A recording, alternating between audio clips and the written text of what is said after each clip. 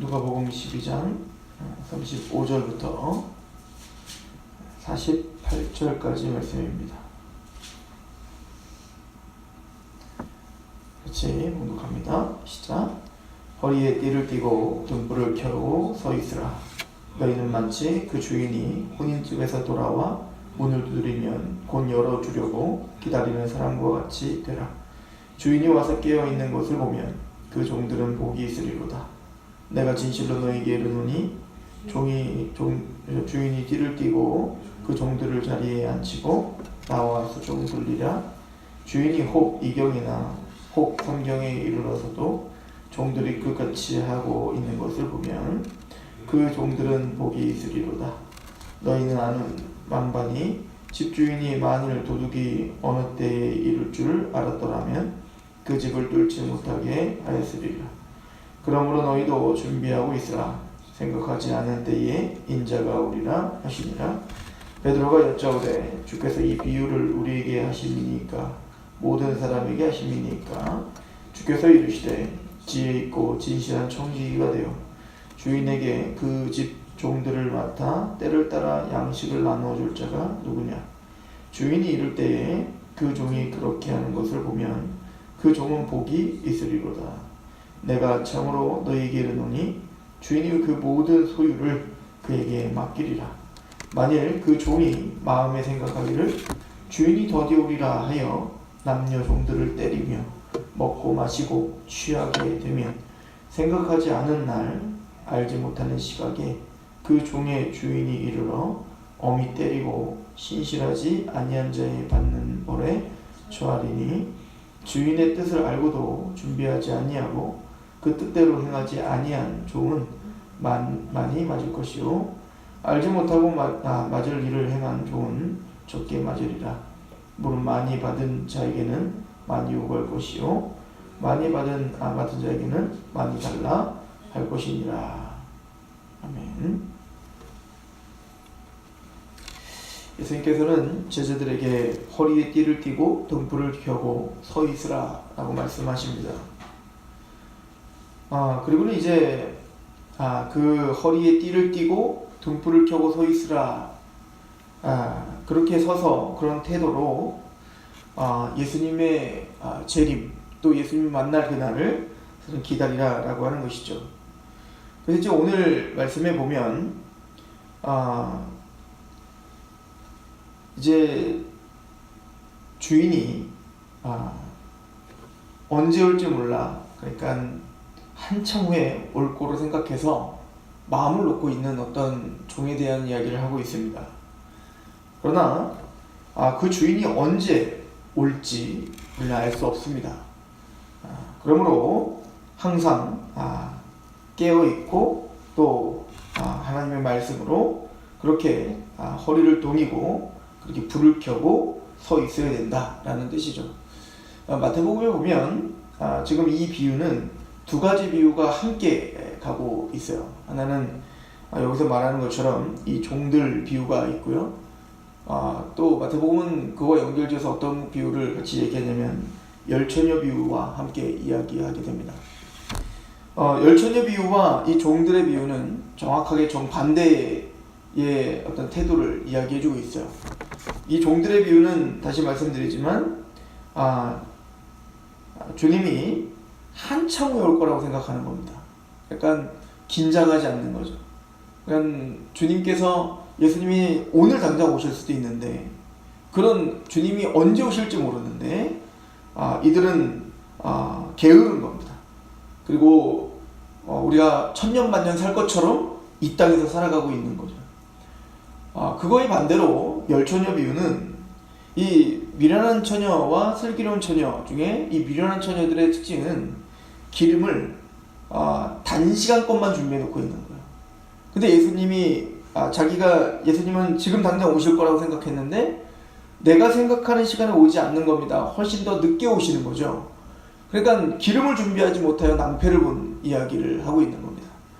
사실은 예수님은 오늘 당장 오셔서 이상한 게 아니고 예수님은 내일, 천년 후에 오셔도 이상한 게 아니란 말이에요. 그러면 하나님의 종들, 지금 복음을 갖고 있는 하나님의 백성들은 어떤 태도를 갖고 살아야 되는가? 주님이 오늘 오실 것처럼 사는 거예요, 사실은. 그래서 당장 오늘 주님이 나를 부르셔도 주님을 만날 준비를 하고 있는 것이 하나님의 사람들임을 우리는 이런 비유들을 통해서 알 수가 있죠. 또 열처녀 비유를 통해서 주님이 또 멀리 늦게 오신다고 하여 전혀 이상한 것이 아님을 예수님께서는 우리에게 말씀하고 계시는 거죠. 그래서 이제 그 서신서에 가면 베드로가 쓴 서신과 또 나중에 이제 바울이 이제 데살로니가 교회에 쓴 서신이 거기서 좀 달라요. 베드로서에서 비판하고 있는 부분은 주님이 언제 오냐 이거예요. 주님이 온다는 게 지금 물에서 이 땅이 드러난 이후로 언제 뭐 바뀐 게 있냐. 주님께서 오실 것 같은 징조가 전혀 없다. 그러니까 그 재림에 대해서 무뎌진 거죠. 그때 베드로는 주님은 반드시 오신다라고 하는 것을 이야기하고 있고, 데살로니가에게 보내는 편지의 원문은 이제 데살로전서 후서가 또 다르긴 하지만 거기 보면 주님이 지금 당장 오실 거라고 하는 것은 너무 훌륭한 믿음인데, 지금 당장 오실 거기 때문에 집 팔고 땅 팔고 그냥 다 팔아서 우리끼리 있자, 일을 할 필요 뭐 있겠나, 통장 다 깨라, 뭐 이런 개념인 거예요. 그러니까 나중에 이제 사도 바울이 데살로니가 교회에게 말하면서 일하지 않는 자는 먹지도 마라, 이 얘기를 하는 이유가 뭐냐면, 그러니까 베드로 사도나 바울 사도나 또 예수님의 이 두 가지 비유를 통해서 우리가 보는 것은 주님은 오늘 당장 오실 수도 있다. 그러나 주님은 우리 시대 때 오지 않을 수도 있다. 그게 무슨 상관인가요? 주님이 일부러 그러시다는 거죠. 하나님은 그때와 시기를 모르게 한 이유가 항상 오늘이 마지막인 것처럼 사는 것, 이거 종말론적 시각으로 사는 것, 그래서 항상 깨어 주님을 만날 준비를 하고 있는 것, 이게 사실은 종된 자의 마땅한 태도인 거예요. 그럼 우리는 무엇을 준비하며 또 어떻게 살아야 되는가? 주님이 오늘 당장 오실 수도 있고 또 멀리 오실 수도 있는데, 우리의 삶 속에서 그럼 우리는 어떻게 사는 것이 합당한가에 대한 답이 사실은 35절에 한 줄로 정리되어 있는 겁니다. 허리에 띠를 띠고 등불을 켜고 서 있으라는 겁니다. 그러면 허리를 띠를 띠고 등불을 켠다는 말이 뭡니까? 이것이 할 때 이미 문맥적으로 우리가 이야기를 했어요. 지금 무슨 얘기를 하다가 지금 얘기한 겁니까? 구제에 대한 얘기를 하고 있었습니다. 즉 여기 보면 22절에 제자들에게 이르되 그러므로 내가 너희에게 이르니 너희 목숨을 위하여 무엇을 먹을까, 무엇을 위하여 무엇을 입을까 먹지 말라. 목숨이 음식보다 중하고 몸이 의복보다 중하니라. 즉 무엇을 먹을까 무엇을 입을까에 대해서 걱정하지 말라. 그러니까 그게 중요하지 않다는 얘기가 아니죠. 하나님은 우리 아버지시라 그 모든 것들을 필요를 아시고 채워주신다는 얘기인 거예요. 그런데 지금 문제는 우리가 이 11장 12장 전체를 보면서 세상은 이 땅의 풍요로움과 이 땅에 먹고 마시는 것을 목적을 향해서 살아가고 있다. 이게 문제인 겁니다. 그러니까 그 탐심이 그들을 이끌고 있다. 이게 문제인 거죠. 그래서 우리가 앞서서 탐심을 물리치라 라고 했던 거 아니겠습니까? 그러면 하나님의 나라가 임한 사람의 특징은 뭔가? 그러니까 이 세상은 무엇을 먹을까? 무엇을 입을까? 그것을 구하고 그것에 집착하고 그것을 추구하지만 하나님의 나라 사람들이란 아버지께서 우리를 필요를 채우실 걸 믿고 그 아버지의 마음, 그 아버지의 나라와 그 아버지의 의를 구하라 라고 하는 거예요. 그러니까 다른 말로 말하면 보물을 하늘에 쌓아두라는 거죠.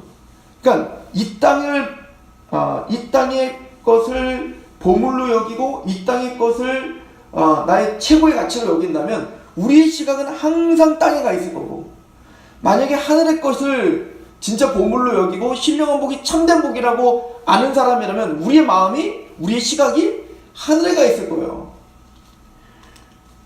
그래서 이제 바리새인과 서기관들의 이 외식과 그 사람들의 죄악상을 드러내면서 그들의 특징이 뭐였습니까? 겉으로는 하나님을 찾는 척하고 겉으로는 모든 종교의 행사와 또 여러 가지 행태를 통해서 존경을 받고 있지만 그들의 속은 묻은 것 같다는 거 아니겠습니까? 그들은 사실은 하나님의 것을 찾지 않는다는 거예요. 그들은 계속 땅의 것을 추구하고 땅의 칭찬과 사람의 칭찬과 또 여러 가지 땅의 명성과 그것을 얻고자 하나님을 이용하고 있을 뿐이지 경건의 도구를 사용하여 이 땅에 탐욕을 채우려고 했을 뿐이다 라고 하는 것을 비판하고 있었지 않습니까? 그리고 뭐라고 했죠? 눈이 어두워지면 온몸이 어두워지는 것처럼 쭉 이스라엘 그 유대 지도자들이 또 이스라엘이 이방인의 빛이 되어야 되는데 그들이 이방인의 빛이 되기는커녕 눈이 어두워진 것처럼 그들이 바라보는 눈은 하늘을 바라보는 게 아니라 땅을 바라보는 소경들이라는 얘기인 거예요. 그러니까 그들이 어두워진 이스라엘이 어두워지는 것이고 또 이스라엘이 어두워진 이방인이 어두워지는 거예요. 그러니까 빛이 비출 통로가 없는 거죠. 그런데 그 가운데 남은 자들, 특히 하나님의 백성 예수 그리스도를 통한 이 제자들이 이제는 빛된 역할을 해야 된다는 거 아닙니까? 그러므로 너희는 허리를 동이고 등불이 되라 라고 하는 겁니다. 그러면 우리가 어떻게 등불이 될 수 있단 말입니까? 그래서 이것을 11장에 기도를 통해서 설명을 하고 있는 겁니다. 기도를 통해서. 우리가 구할 게 뭔가? 먼저 그의 나라와 의를 구하는 것. 그래서 그 먼저 그의 나라와 의를 구하는 게 뭔지를 주기도문을 통해서 11장에 설명해주고 계셨던 거예요. 하나님의 거룩한 이름을, 하나님의 나라가 임하기를 원하여, 하나님의 통치가, 하나님의 뜻이 하늘에 이루어진 것처럼 이 땅에서 이루어지기를 원하는 그 갈망, 그것을 바라보고 그 하늘을 보는 사람들, 이 사람들이 하나님의 백성들이죠. 그 하나님의 영광을 바라볼 때 오늘 우리가 어떻게 살아야 될지 알아요. 그 태도가 세 가지죠. 오늘 하루하루의 호흡과 양식과 우리의 필요를 하나님이 아니시라면 채워줄 수 없다는 걸 믿는 겁니다. 또한 하나님이 나에게 큰 것을 탕감해 주신 것처럼 작은 것에 빚진 자들을 용서하는 삶, 그리고 그 용서하는 삶을 살면서 나도 저 모습이 있고 하나님 앞에 나도 저런 죄가 있지, 주님 내가 용서한 것처럼 나도 용서해 주십시오 라고 끊임없이 낮아진 마음으로 하나님 앞에 겸손히 회개하는 삶. 또한 나는 언제든지 넘어질 수 있다는 걸 알아 시험에 들게 하지 마시고 다만 나를 구원해 달라 라고 하나님 앞에 납작 엎드려 자신의 부족함, 자격 없음을 고백하며 주님의 긍휼만이 그 시험에 들지 않게 하는, 나를 또 거룩하게 하는 유일한 통로임을 아는 삶. 왜 우리가 이렇게 살아야 됩니까? 나라와 권세 영광이 아버지께만 있기 때문에, 그 하나님의 영광 때문에 그렇게 삽니다. 그렇죠? 이 내용을, 그의 나라와 의를 구하는 이 주기도문을 가지고 우리는 어떤 마음으로 기도해야 되죠? 양식이 없어 문을 두드려, 밤새도록 문을 두드려 줄 때까지 그것을 얻어내는 그 마음으로, 정말 그의 의에 줄이고 목이 마른 마음으로 그렇게 그 하나님의 나라를 간구하라는 얘기인 거예요. 그럼 왜 지금 그 간청하는 사람이 두드리고 있었죠? 계속 이 말씀이 이어지고 있는 거예요. 왜 두드리고 있었죠? 바로 나그네를 먹여야 되는데 그 나그네를 먹일 양식이 나에게 없는 거예요. 그래서 하나님 양식을, 내 탐욕을 지금 채우기 위해서 양식을 구하는 게 아니라 그 나그네를 먹이기 위하여, 하나님의 나라를 위해 이 나그네를 먹이기 위하여 양식을 달라는 거예요. 그러니까 하나님 사랑하는 자는 이웃을 사랑한다는 마음이 기도에도 그대로 나타나고 있는 겁니다. 먼저 그의 나라와 의를 구하는 그 하나님의 사랑과 그 하나님의 의를 갈망하는 자는 하나님께 간청하는 겁니다. 왜? 이웃을 사랑해야 되는데, 그 나그네를 섬겨야 되는데, 그러기 위해서 하나님께 양식을 달라라고 간청하는 그 마음으로 기도하는 거예요. 그럼 누가, 하나님 어떤 응답을 주시는 겁니까? 우리에게 성령을 주시리라.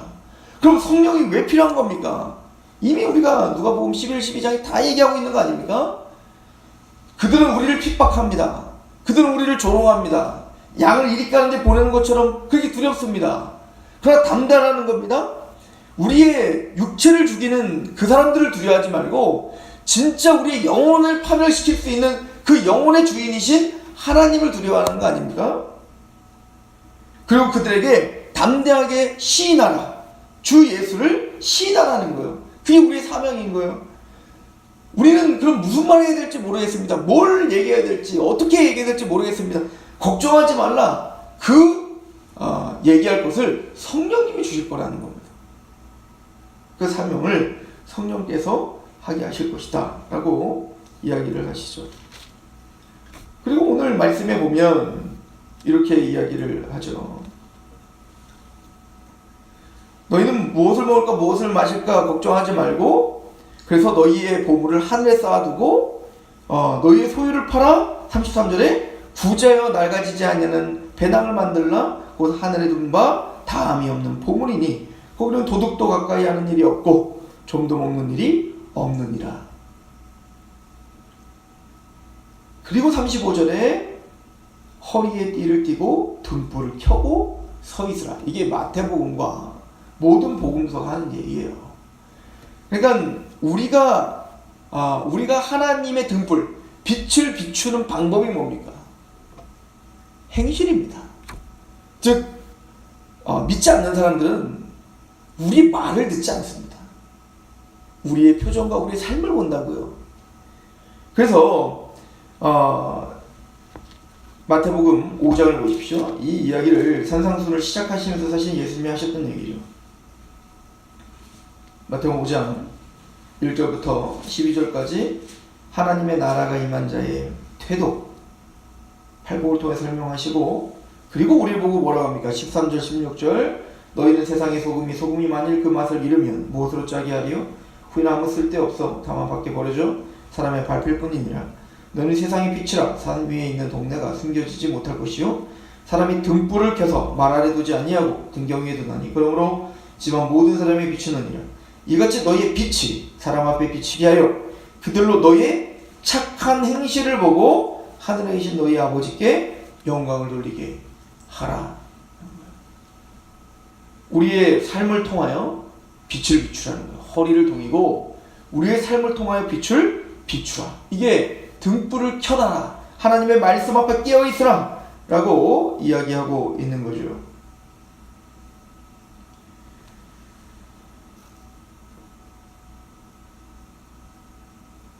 하나님은 주님께서는 오늘 말씀을 통해서 주님을 만날 또 하나님의 백성들이 무엇을 준비하고 또 무엇을 구해야 되는지를 설명하고 있는 중에 있는 것입니다. 우리는 하나님의 사람들이고 예수 그리스도의 십자가에 감격한 사람들이에요. 오늘 허리에 띠를 띠고 동이고 등불을 켜서 서 있으라 하신 그 말씀이 오늘 우리가 행해야 될 하나님의 영광을 위하여 오늘 그럼 내가 어떻게 허리를 띠를 띠고 무슨 등불을 켜고 있어야 되는가? 이것은 해도 되고 말아도 되는 문제가 아니라 우리가 마땅히 순종해야 될 일임을 알므로 하나님 앞에 겸허히 오늘 하루를 또 계획하시는 저는 되기를 축원합니다. 기도하겠습니다. 하나님 아버지 너무나 감사합니다. 우리의 보물을 땅에 쌓아두지 않고 하늘에 쌓아두어 우리 마음이 하늘에 있게 하시옵소서. 허리를 띠고 허리에 띠를 띠르고 등불을 켜서 그렇게 서 있는 자가 되게 하시옵소서. 때를 따라 양식을 나눠주는 그런 하나님의 청지기가 되어 그 양식을 나눠줄 자를 긍휼히 여기며 또 그 양식이 나에게 없음을 알고 하나님께 간구하며 간청하는 우리가 되게 하시옵소서. 하나님의 영광과 또 이웃을 사랑하는 것이 우리의 삶이 되게 하시고 또 그것으로 인하여 하나님께 영광이 들려질 수 있도록 오늘도 완전할 수 없고 또 연약하게 쓰러질 수밖에 없지만 하나님께서 우리를 오늘 도우시고 또 그 몸부림을 주님께서 기뻐받아 주시옵소서. 예수님의 이름으로 감사하며 기도합니다. 아멘.